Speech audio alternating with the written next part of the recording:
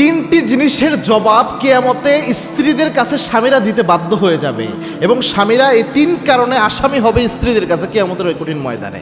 গুরুত্বপূর্ণ একটা বিষয়, এক পা নড়াতে পারবে না কোনো স্বামী যদি এখানে সমস্যা থাকে।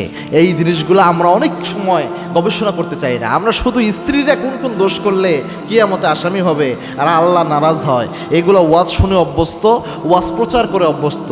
বাট স্বামীদের যে বিপদ আছে এই জিনিসগুলো আমরা শুনিও না, প্রচারও করি না। মারাত্মক একটা বিষয় প্রিয় ভাই। আমরা স্বামী মানে কি? স্বামী মানে হচ্ছে গার্ডিয়ান।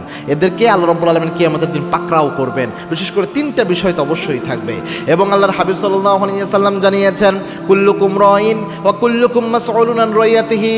তোমরা প্রত্যেকেই দায়িত্বশীল, প্রত্যেকের দায়িত্বের ব্যাপারে আল্লাহ জিজ্ঞাসাবাদ করবেন। একজন স্বামীকে আল্লাহ জিজ্ঞাসাবাদ করবেন স্ত্রীর হকের ব্যাপারে, অধিকারের ব্যাপারে। এই জন্য তিনটা বিষয়ের এক নাম্বার যে বিষয় এটা হচ্ছে কোনো স্বামী যদি তার স্ত্রীর মহারণা পরিশোধ না করে এই ক্ষেত্রে কিয়ামতের দিন সে আল্লাহর দরবারে আসামি হবে, এক চুল পা নাড়াতে পারবে না। আর কিয়ামতে যখন স্ত্রীরা দেখবে যে আজকে বাঁচার কোনো উপায় নাই, কিভাবে পার পাওয়া যায়, তখন স্বামীকে পাইলে স্বামীর ঘাড়ে নিজের গুণাগুলো চাপাইয়া স্বামীর আমলনামা থেকে সোয়াব নিয়ে হলেও তার জান্নাতে যাইতে হবে। অবস্থাটা এমন থাকবে, কেননা মাই সন্তান ছেড়ে পালাবে কিয়ামতের কঠিন ময়দান, এত ভয়াবহ হবে। বাবা পালাবে সন্তান ছেড়ে, ভাই ভাইকে ছেড়ে পালাবে। এটা এরকম মারাত্মক একটা ময়দান হবে। এজন্য মহারণা খবরদার বাকি রাখবেন না, আর অনেক বেশি মহারণা নির্ধারণ করবেন না। যতটুকু দিতে পারবেন ততটুকুই নির্ধারণ করবেন। এজন্য মহারণা যে কোনোভাবে স্ত্রীর কাছে এটা সমাধান করতে হবে। যদি বাই চান্স ভুলে বেশি মহারণা হয়ে যায়, দেওয়ার সামর্থ্য নাই, যে কোনোভাবে সমাধান করার চেষ্টা করেন, স্ত্রীর সাথে বসে সমঝোতা করেন।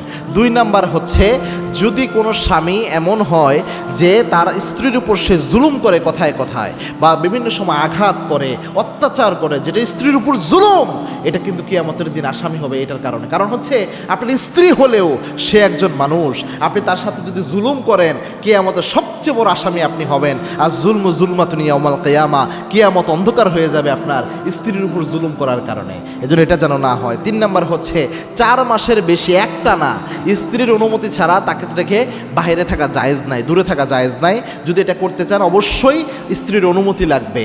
স্ত্রী যদি অনুমতি দেয় স্বাচ্ছন্দ্যে যে না আপনি থাকেন, পরিবারের জন্য কষ্ট করছেন প্রবাস জীবনে, অবশ্যই অনুমতি রইল, এত কোনো সমস্যা নাই, তখন আপনি গুনাহগার হবেন না, কিয়ামতে আসামিও হবেন না। বাট স্ত্রীর যদি দাবি থাকে না আপনার 4 মাসের মধ্যে আসতেই হবে, তাহলে অবশ্যই আপনি স্ত্রীর হক দিতে বাধ্য।